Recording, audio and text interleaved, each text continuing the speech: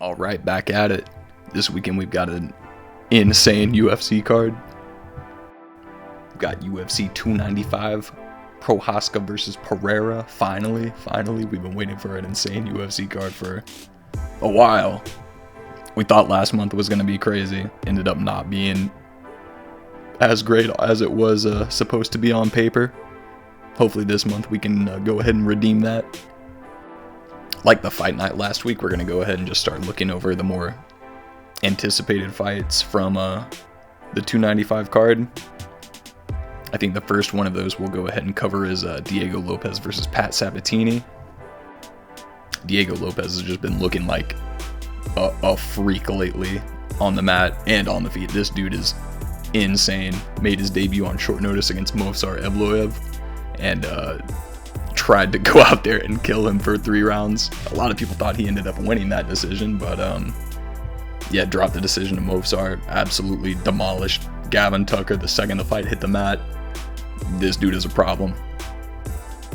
He's fighting Pat Sabatini, who's been looking very, very good in the UFC so far. He did have that one weird KO loss to Damon Jackson back in 2022.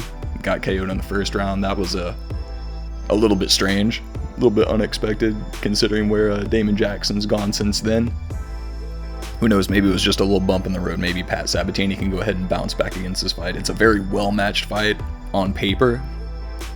Both guys solid grapplers. This might be one of those cases where they both keep the fight standing, don't really want to test each other's grappling, but who knows, we might end up getting a flyweight tier scrambling match. We'll see. Should be fun either way. I'm going to go ahead and go with Diego Lopes by decision, though.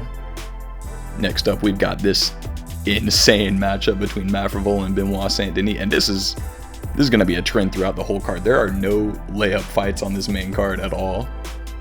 Unlike last month where there were a lot of predictable matchups, it seemed on paper, a lot of these are just like 50-50 toss-ups. I have no idea who are going to win the majority of these fights. Matt Frevola has been on a run. Dude discovered he had crazy power and he's just been brawling it out. Got 3 first-round KOs in a row. That last one against Drew Dober was insane. That was kind of validation that Matt Frevola's power is actually real. Cracked the Crimson Chin, unfortunately. And he's going up against Benoit Saint-Denis, who has been looking like an animal in his last few fights. TKO'd Gabriel Miranda in 2022. He ended the Ismail Bonfim hype train back in July. And then just went to war with Thiago Moises. Looked like he was fighting like Don Fry back in Pride. Came out there swinging recklessly. Had absolutely no care in the world for his own well-being. He went out there, went to war, came out on top. I don't know if that's going to be the best course of action against Matt Frevola here, but I think Benoit Saint-Denis is smart enough to know that he's going to have to change up his strategy in this fight. Both these guys' skill sets clash very well on paper. I think Benoit Saint-Denis, being possibly the more well-rounded fighter, possibly the higher fight IQ, is going to come out on top on here. We've seen Matt Frevola stumble a few times throughout his career. So in this fight, it's hard to say, but I'm going to go with Benoit Saint-Denis we'll go second round TKO. Next up, we've got Jessica Andrade coming back against Mackenzie Dern. Jessica Andrade is going to try to break that 3-loss streak, and I don't know if this is a good matchup to do it. Mackenzie Dern looked a lot better in her last fight on the feet. Switching camps for her seems to be paying off a lot more with her hands on the feet. She's able to set up her takedowns better, able to enter into the clinch a lot cleaner. And Jessica Andrade seems to be on the downslope. I know I said that about Angela Hill last week, but yeah, Jessica Andrade used to rely a lot on her chin. She used to rely a lot on her ability to take a shot in order to give one back that was way harder. And that ability seems to be gone after that Yang Xiaonan fight where she just got one-shotted in the first round. I don't think that's going to happen with Mackenzie Dern, but at the same time, I don't trust Jessica Andrade to keep it on the feet throughout the entire fight. I think eventually they're going to slip onto the mat, and with enough time, Mackenzie Dern's going to be able to find that sub.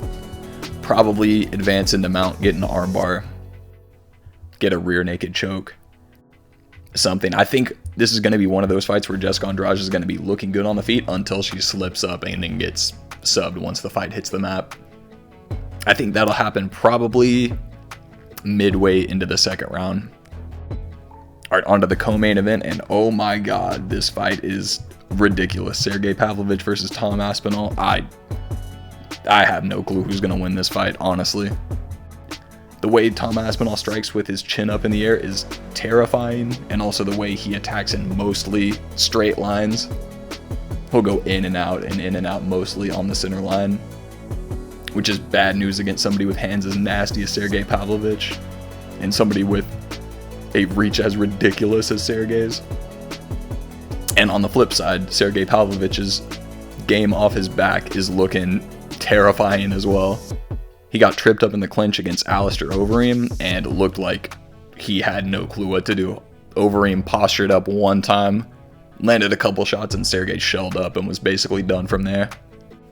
And Tom Aspinall has some slick takedowns that he showed against Alexander Volkov, and his clinch game is very solid as well. I think if Aspinall wins this fight, it's going to be through slipping a strike on the feet and blast doubling Sergey to the mat, similar to what he did to Alexander Volkov, or he's going to be tripping him up in the clinch.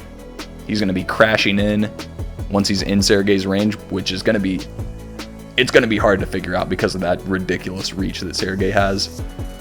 And my god, Sergey Pavlovich, his way to win this fight, it's going to be just doing the Sergey thing per usual. Keeping that jab in his face, timing him on the entry, faking the jab, throwing the big right hand, using that big, long, weird uppercut that he always uses in his fights. And I don't think Tom Aspinall is going to be able to take too much of what Sergey usually dishes out. This fight is so hard to call, though, because the fight's probably over if it hits the mat, and it's probably over if it stays on the feet too long. But I think the slightly more likely scenario is going to be Sergey catching him at some point through the first round and winning by a TKO. So I'm going to go with Sergey Pavlovich by a first round stoppage. And then we've got the main event, and I cannot see this fight playing out and somebody not getting finished somewhat early on. Yuri Prochazka has a really risky, high risk, high reward type of style. He'll dart in and out, keep his hands low, stick that chin forward in his really wide stance, try to time that big, long, fast, straight right hand, which I could see landing on Alex Pereira. That seems to be his kryptonite at this point, is the right hand as he's leaning back. And for Alex Pereira, I can absolutely see him being able to time the left hook, as many people have already pointed out with this matchup. I also see the right low kick landing all day. This is probably the thing that I'm most confident in playing out in this fight, is Yuri's going to get his left leg absolutely torn up unless he just one-shots Pereira early on. I'm curious to see if Yuri's going to switch to southpaw to try to dissuade Alex Pereira from throwing that right low kick to Yuri's left leg. Instead, make it a shin-on-shin risk. Like, I don't know if Alex Pereira is going to be Jan Blachowicz type of ballsy and start going for inside low kicks right on the shin. We'll see, though. And honestly, I could see ways that both of these guys could get put out. I think if the fight stays at range, Alex Pereira has a really good chance of piecing up Yuri. But like we saw against Israel Adesanya in the rematch, Alex Pereira gets really reckless. Once he starts pushing the fight to try to barrage the opponent with shots up against the cage, he's really good at cutting the cage, but once he gets them pinned, he gets a little reckless, keeps his hands down, and has a really bad tendency of getting clipped behind the ear. It happened back in his kickboxing days. It wasn't as detrimental to his style because of the bigger gloves. He was able to mostly shake it off and reset back then. But now he gets clipped behind the ear like that with the right hand, he's getting buckled most likely.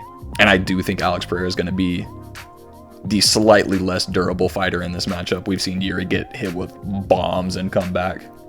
According to him, he got knocked out with that up kick against Dominic Reyes, recovered, and then proceeded to just whoop up Dominic Reyes for the rest of the fight.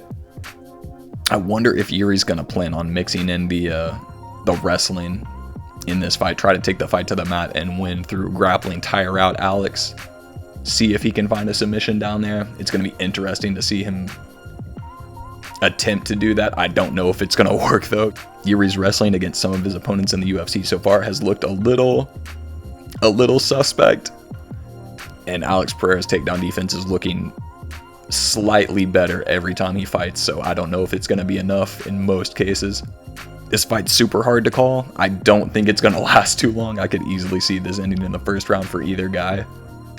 But I think the threat of the low kicks that is 100% going to work on Yuri Prochazka if he's standing in orthodox with that wide stance. I'm going to go ahead and go with Alex Pereira to win by TKO late in the first round. All right, those are my picks for the card. There's so many 50-50 fights on this card. I have a hard time deciding on any of these, to be honest. Even Dern versus Andrade is not the easiest fight to predict. Let me know what you guys think of my picks. Drop your predictions for the card down below in the comments. I'll be back to talk about the card once it's wrapped up. I'm sure we'll have some insane results. Or we could have like 15 doctor stoppages and no contests on the card. You never know. Alright, I'm going to go ahead and wrap up here. I appreciate you all very much for watching. Thank you very much. I'll see you guys next in the recap of the card. Probably Saturday night or Sunday afternoon. Alright, I'll see you guys then.